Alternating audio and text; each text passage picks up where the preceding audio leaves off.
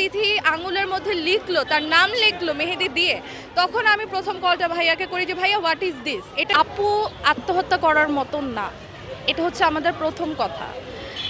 ও আত্মহত্যা করার মতো না, কারণ ও অনেক স্ট্রং, ও এতটাই স্ট্রং যে ও আমাদেরকে সবসময় স্ট্রং বানিয়েছে। আমিও ছোট বোন, ওর তো আপন কোনো ভাই বোন নেই, আমরা যারা কাজিন আছি বা ছোট বোন আছি অনেক সাপোর্ট দিয়েছে আমাকে, মেন্টালিভাবে অনেক সাপোর্ট দিয়েছে।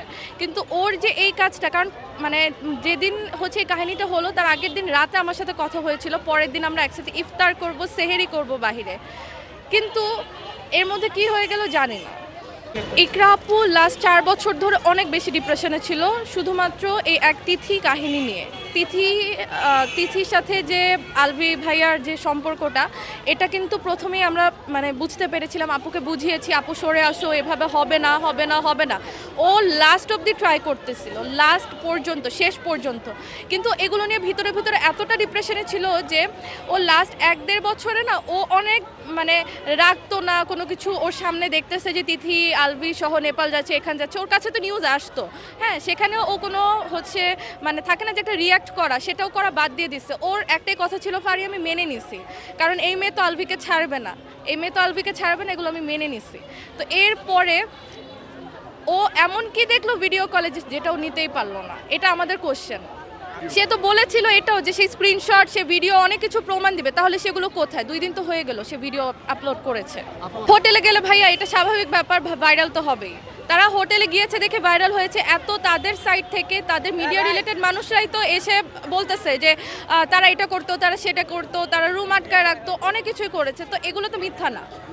ভাইয়া আমি শুরু থেকে সব কিছুই জানতাম এবং আপুকে অনেকবার বোঝানো হয়েছে। আপুকে যখনই আমরা বলতাম যে আপু আমার মন মানে প্রথম দিকে এটা বলিনি যে আপু তুমি ডিভোর্স দিয়ে দাও, আমরা বলতাম এটাই যে আপু একটু দেখো ভাইয়া ঠিক হয়ে যাবে, এই মেয়ে থাকবে না, তুমি ফেথ রাখো। কারণ আমরা কি করতাম, আমরা যারা আপুর ক্লোজ, আমরা কিন্তু চাই নাই কখনো সংসারটা ভাঙুক। ভাইয়া কিন্তু একটা ভিডিওতে একটা কথা বলে যে আশেপাশে থেকে হচ্ছে তাকে বলা হয়ে মানে আপু কান কথা শুনতো, এরকম কিছু একটা বলা হয়েছে সে যখন ভিডিও আপলোড করেছে, এরকম কিছুই না ভাইয়া।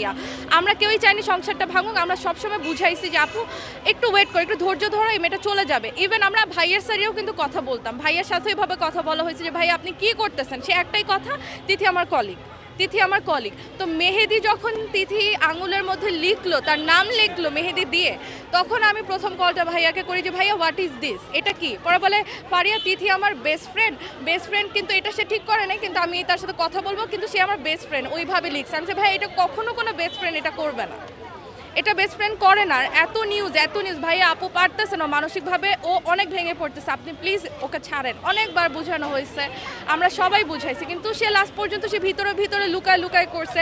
সে ভাবতে হয়তো যে আমরা জানবো না, কিন্তু ভাইয়া আপনি 10 জন মানুষের সামনে দিয়ে হেঁটে যাবেন, এটা কয়দিন লুকানো থাকবে বলেন? আজকে তো সবই বের হলো না ভাইয়া, এটাকে সুইসাইড আমরা বলতে চাচ্ছি না আপাতত।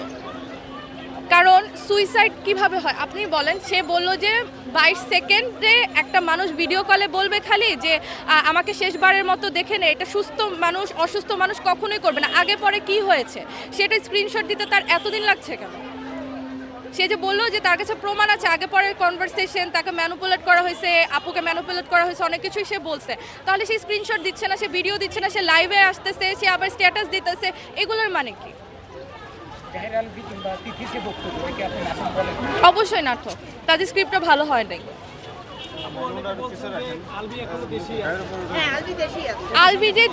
আলভি যে দেশে আছে এটা আমাদেরও মনে হচ্ছে ভাইয়া। আর এটা যদি হয়ে থাকে, আমরা তো মামলা করেছি, তাহলে সে এয়ারপোর্ট থেকে কিভাবে আসলো, এটা হচ্ছে আমাদের কোশ্চেন প্রশাসনের কাছে।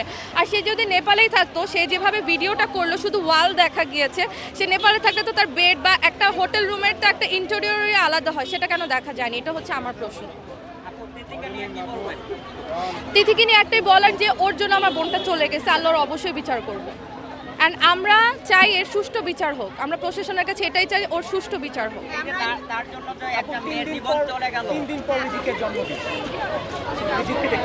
ভাই আমরা তো চাচ্ছি রিজিকের সাথে দেখতে, মানে আমরা চাচ্ছি ওর সাথে দেখা করার। এখন আমরা জানি না যে আমাদেরকে দেখতে দিবে নাকি, কারণ আমি পরশুদিন নেহালকে ফোন দিয়েছিলাম, ও নর্মালি কথা বলেছে আমার সাথে, হয়তো আমার নাম্বারটা সেভ ছিল না বা জানি না, আসলে আমি জাস্ট খোঁজ নেওয়ার জন্য কল দিয়েছিলাম, ও বলেছে রিজিক ভালো আছে, এতটুকু, এরপর আর কোনো কথা হয়নি।